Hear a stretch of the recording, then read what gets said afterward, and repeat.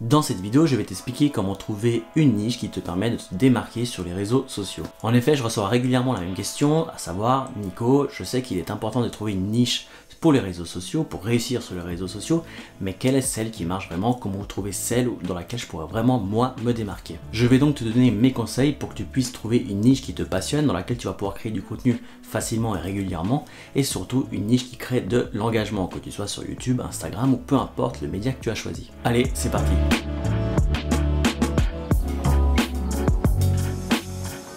Hello, c'est Nico, j'espère que tu vas bien. Bienvenue sur ma chaîne où j'aide les créateurs de contenu à développer leur influence et leur business en ligne. Je t'en avais parlé dans ma dernière vidéo. On attaque maintenant un nouveau sujet sur cette chaîne, à savoir comment créer un business grâce aux réseaux sociaux. Et dans cette vidéo, on va voir ce qui est pour moi vraiment la base de tout business. C'est vraiment l'importance de trouver une niche bien spécifique. Avant de se lancer tête baissée dans les conseils à mettre en pratique, il est important que je t'explique c'est quoi une niche et pourquoi c'est vraiment si important. Une niche, c'est tout simplement un ensemble de personnes qui aiment passionner par le même sujet. Par exemple, le fitness, le maquillage, le voyage, etc. En tant que créateur de contenu, tu traites sûrement d'un sujet bien spécifique et tu as tout intérêt à t'adresser aux bonnes personnes. Sur les réseaux sociaux, tu as envie d'être reconnu pour quelque chose.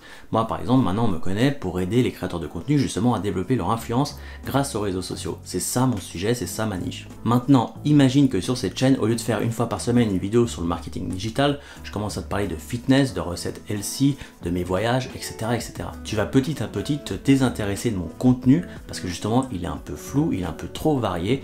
Tu es ici parce que tu as envie d'apprendre le marketing digital, c'est pour ça que tu t'es abonné à ma chaîne, comme moi je me suis abonné à d'autres chaînes pour une raison bien précise. À moins d'être une superstar comme Will Smith, parler de ta vie de tous les jours ne va pas forcément intéresser grand monde. Donc c'est pourquoi je te conseille vraiment de te contenir à un sujet, d'apporter de la valeur dans ce domaine. De cette façon, tu seras le gars ou la fille qui parle de fitness et pas d'autre chose. On va te suivre pour ça. C'est ainsi que tu vas donner une bonne raison aux gens de s'abonner à ta chaîne et c'est ainsi que tu vas créer une communauté beaucoup plus efficacement et rapidement. Ce que je te conseille ensuite, c'est de trouver une niche dans la niche. Je m'explique. Plus tu vas t'adresser à un groupe très spécifique de personnes, plus tu vas traiter d'un sujet très spécifique, plus tu pourras être reconnu en tant qu'expert dans ce domaine. Du moment que tu es reconnu comme l'expert de ce sujet, ça sera beaucoup plus simple pour toi de convertir tes followers en clients. Financièrement parlant, c'est beaucoup plus rentable. Prenons un exemple concret dans la vie de tous les jours. Qui selon toi gagne plus entre un médecin généraliste et un neurologue, quelqu'un qui est spécialisé, expert justement de son domaine? Sans aucun doute, le neurologue, on est d'accord.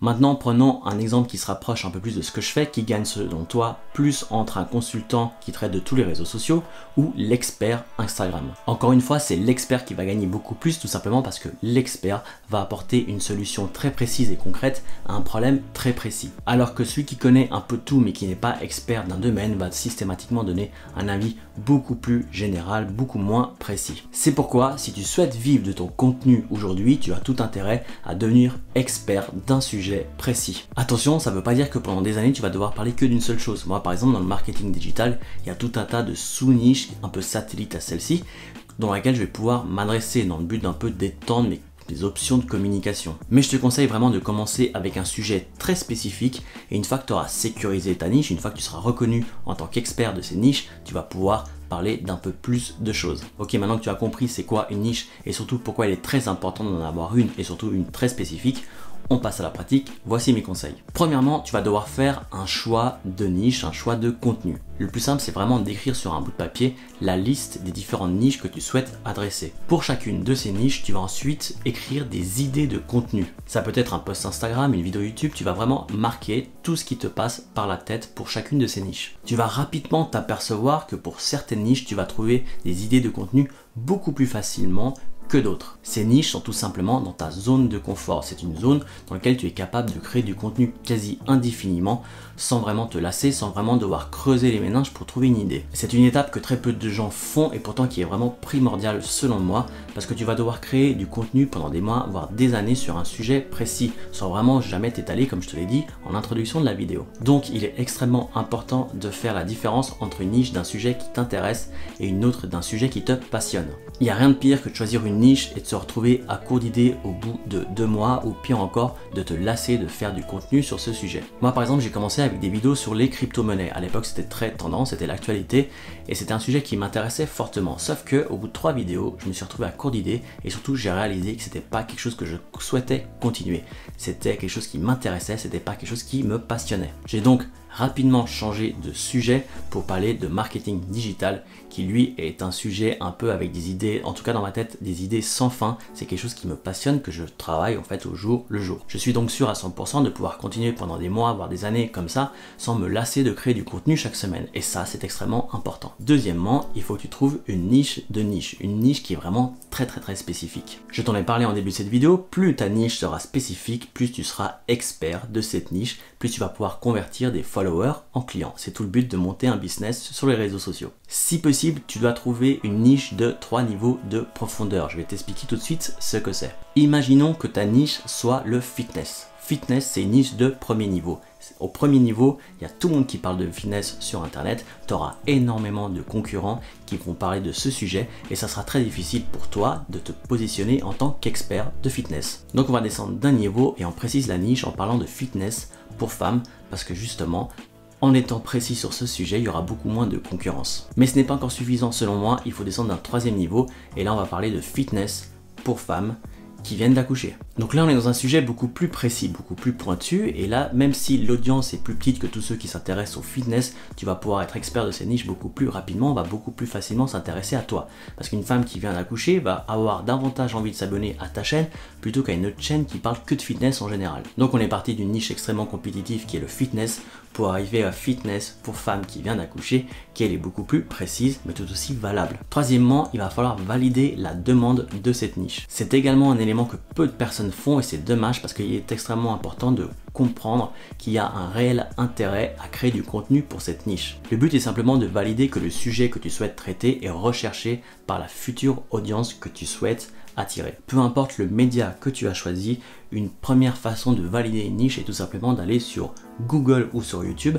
Les deux sont des moteurs de recherche extrêmement puissants et tu commences à taper des mots-clés dans la barre de recherche. Google va auto-compléter les mots-clés que tu as saisis dans la barre de recherche avec des mots-clés complémentaires qui correspondent en fait finalement à ce que les gens ont l'habitude de taper dans le moteur de recherche. Du moment que Google auto-complète pour toi avec les mots-clés que tu avais en tête, les mots-clés de ta niche, du sujet que tu souhaites traiter, ça veut donc dire que des gens ont tapé ça dans les moteurs de recherche, ça veut donc dire qu'il y a tout un réel intérêt à attaquer ce sujet-là. Néanmoins, je vais beaucoup plus loin en utilisant le plugin TubeBuddy, j'en ai déjà fait une vidéo tout entière sur la chaîne, je te mets le lien là, je sais jamais où c'est, mais voilà, je t'invite à aller voir la vidéo si tu veux savoir plus sur TubeBuddy. Pour faire court mais illustrer ce cas précis, TubeBuddy est tout simplement une extension Chrome que tu installes sur ton ordinateur et ensuite il va, à chaque fois que tu vas faire une recherche, cette fois-ci sur YouTube, et TubeBuddy va t'ajouter des informations complémentaires liées à cette recherche. TubeBuddy va donc me donner des informations comme le volume de recherche, ce qui est extrêmement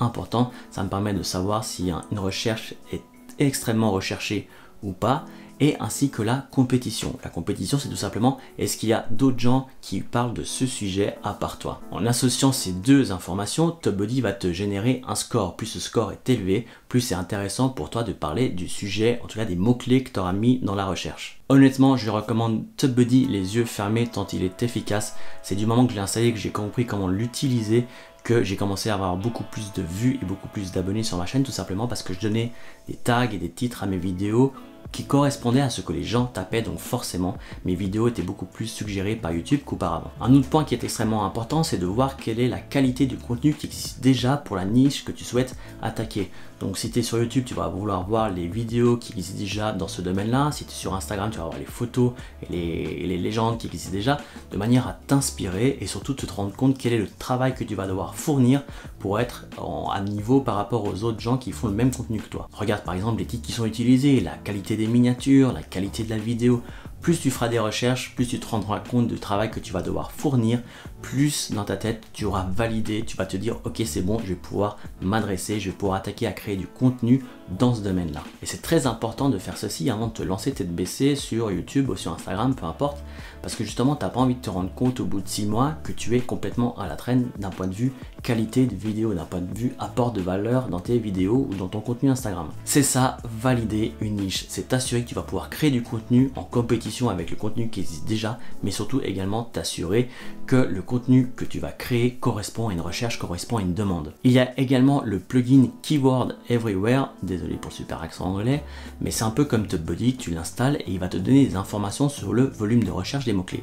Sauf que cette fois-ci, Keyword Everywhere marche également sur Google, pas que sur YouTube. Donc maintenant, chaque fois que tu vas faire une recherche sur Google, Keyword Everywhere va te donner une information comme par exemple le volume de recherche lié à ces mots-clés. Mais pas que, il va te donner également des exemples d'autres mots-clés que les autres gens ont tapé. Donc ça peut te donner des idées de contenu, ça peut te donner des idées de niche, ça peut te donner tout un tas d'idées complémentaires à celles que tu avais déjà à la base. C'est ça, valider la demande. Au final, c'est valider que non seulement il y a une demande par rapport au sujet que tu souhaites traiter, parce que tu n'as pas envie de commencer à faire des vidéos qui n'intéressent, comme je disais, personne, et valider également que tu vas être à même de créer du contenu qualitatif qui apportera de la valeur et qui sera assez beau par rapport à ce qui existe déjà, par rapport à la compétition qui est déjà installée sur ce domaine. Tout ce que je viens de t'expliquer s'applique que tu sois youtubeur, influenceur sur Instagram, sur Twitter, peu importe les médias, ce sont des principes qui s'appliquent systématiquement à tout créateur de contenu. Je récapitule, commence par choisir une niche qui te passionne et dont tu es sûr de pouvoir créer facilement du contenu pendant des années. Ensuite, choisis une niche très spécifique, si possible de 3 niveaux de profondeur, comme je l'ai expliqué avant, de manière justement à t'adresser à une cible bien plus petite dans laquelle tu pourras te positionner en tant qu'expert bien plus facilement. Troisième et dernier point, tu vas devoir t'assurer, valider le fait qu'il y a de la recherche, de la demande par rapport au sujet que tu souhaites traiter. Le but étant de ne pas créer du contenu qui n'intéresse personne encore une fois. C'est vraiment la base de tout business en ligne aujourd'hui. On peut s'adresser grâce à Internet au monde entier, mais c'est beaucoup plus facile de se positionner en tant qu'expert sur un groupe beaucoup plus restreint de personnes. Maintenant que tu as compris à quel point avoir une niche est importante et comment justement la choisir, sois sûr de t'abonner à cette chaîne parce que la semaine prochaine, je vais te parler de comment trouver des idées de contenu pour cette niche. D'ici là, prends soin de toi. Allez, ciao!